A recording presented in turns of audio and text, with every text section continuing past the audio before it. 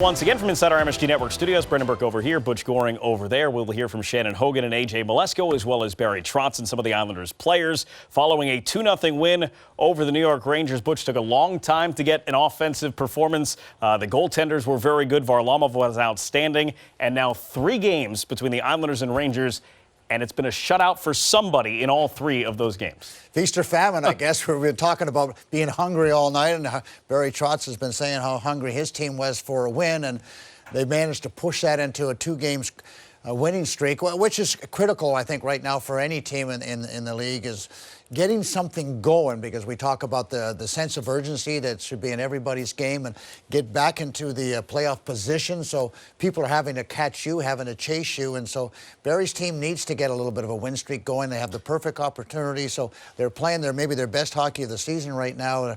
Really seem to be getting it together. Got a tough opponent, but you have to like the way they played, and of course you have to love the way the goaltender played. Well, not only that, you talk about the Islanders putting wins back-to-back together.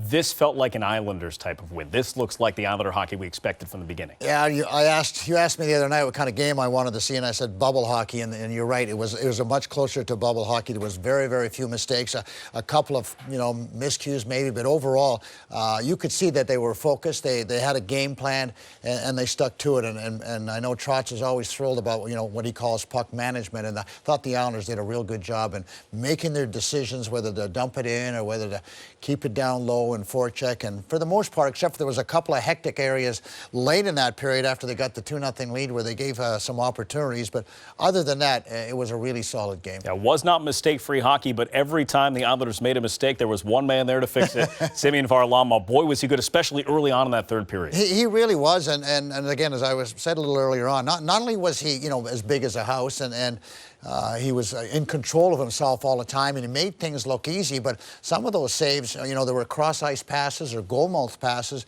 and he was there ahead of time. It wasn't like he was diving to get himself in position. He just knew where it was. You can see that he's yelling at his defenseman at different times. There's a guy over here, there's a guy over there, so he has a great awareness of where everybody is.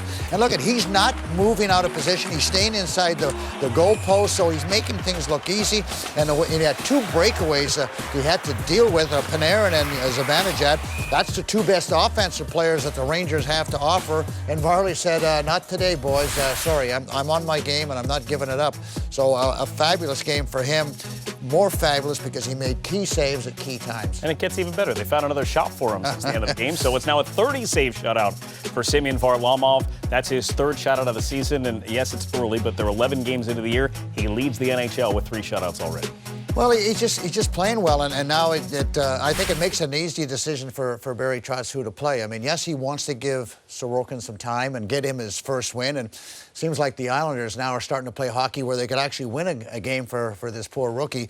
But it's very difficult or very easy, it depends what side of the ledger you're on, for him to continue to play Varlamov, because when you have a goaltender that's that hot and he's playing that well, you got to ride him. Islanders didn't get a goal tonight from Matt Barzal or Jordan Eberle or Anders Lee or the guys you'd expect to put one in the net, but they got a couple from the 4th line. And Butch, really, it's a continuation from what we saw from them on Saturday night against Pittsburgh Penguins. Absolutely. They have found their game. I mean, Barry Trotz had talked about, the inconsistencies with his team. Well, that 4th line of the Cizikas line has suddenly found the consistency in their game, and they're doing a lot of things right. We talked about them at the top of the show about how good they're playing offensively and defensively. And there's the winning a big goal the other night that tied the game against the Pittsburgh Penguins. And then they come back and they do much the same thing. They get in on the forecheck, they first force a turnover, and then they all drive towards the net. You talk about being hungry for a goal, Brandon. My goodness, 1 or 2 guys? No, all 3 guys. And then a beautiful play from Clutter to Martin as he drives towards the net. And so they'll be saying, hey, Clutter, when are you going to contribute? Well, he did the other night. So all 3 guys have scored in the last 2 games. And from your 4th line, you know what that means, Brendan? You're usually winning hockey games. Yep, Matt Martin with a goal and an assist in this one. And again, all the scoring came in the 3rd period in crucial moments, breaking the 2-0 tie. Cizikas and Clutterbuck on the score sheet as well. And Casey Cizikas is standing by with Michelle Gingras. Casey, they call your line the identity line for a reason. You were the first goal to get on the board tonight. What did you see on the ice? Just a good forecheck. It's kind of forcing them up the wall, and then Marty and Clutter were right there to hound them and got the puck back to Pelly, and then it was just chaos in front of the net. And I was able to find the loose puck and put it in. There was a lot to like about your team's play, especially from a defensive effort overall tonight. You finally get some chances. What impressed you most about the effort? We were connected out there. D zone, neutral zone. We made it hard on them, and when they had their chances, Varley came up with some really big saves. And you know, without him, I don't think we'd be leaving this game with 2 points. You mentioned being connected. 2 big third periods in a row for your team the last 2 games. What does that do for your confidence as you guys kind of look to find your rhythm again? I just keep going forward. You know, we didn't have the greatest road trip, but we finished it off with you know, getting a point in each of the last 2 games, followed up with Pittsburgh, and then you know, a big game tonight from everybody, and that was huge. Connected, yeah, you could say they are connected. The Islanders, specifically that fourth line. Barry Trotz has said he's toyed with the idea of breaking them up, but he said they share a brain. It tends to work. And Cizikas, Martin, and Clutterbuck a big factor in this one. Well, you talk about being on the same page or you have chemistry, and these guys hang around together off the ice. I mean, not as much this year, obviously, because of the rules, but during the regular season, they go out to dinner, they get together, they socialize together. I mean, and they talk hockey all the time, and they know exactly what they're capable of doing. They try not to deviate it, and they have tremendous amount of communication. So little wonder they have success. You know, they know that they're not the first line. They're not expected to score 30 goals each. They know what their job is. Their job is to create energy, create havoc in front of the net, chip and chase, and play hard and be physical, and then good things happen when you play that kind of a game, and we saw it tonight. So, yeah, the expectations for them are not the same as every other line, but they meet their expectations on most occasions.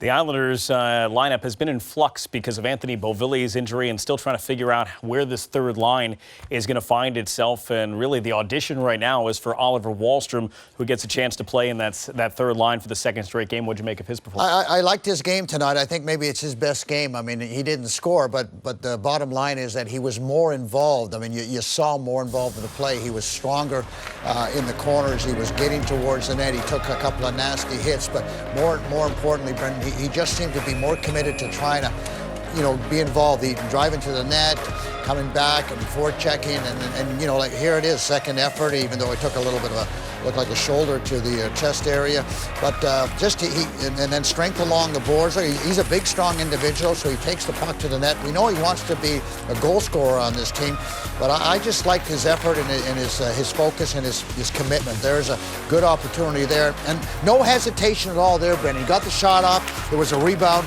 and he went after it right away, and you can just see that their second and third efforts, and we didn't see a lot of this from him in his last game where he was a little bit noticeable. And that's what Barry Trotz is going to want from him. He's going to want to say, hey, I had to notice you tonight, and if I didn't, then you got a problem. 4 shots, 6 attempts, about 10 minutes of ice time for Oliver Wahlstrom. That's a career high in a very short career so far for Oliver Wahlstrom in terms of shots on goal in this one. So, Butch, we appreciate your time tonight. Yeah. You may go. Thank you. I enjoyed it. I always enjoy a winning effort, so I look forward to the game Thursday with the pesky Penguins.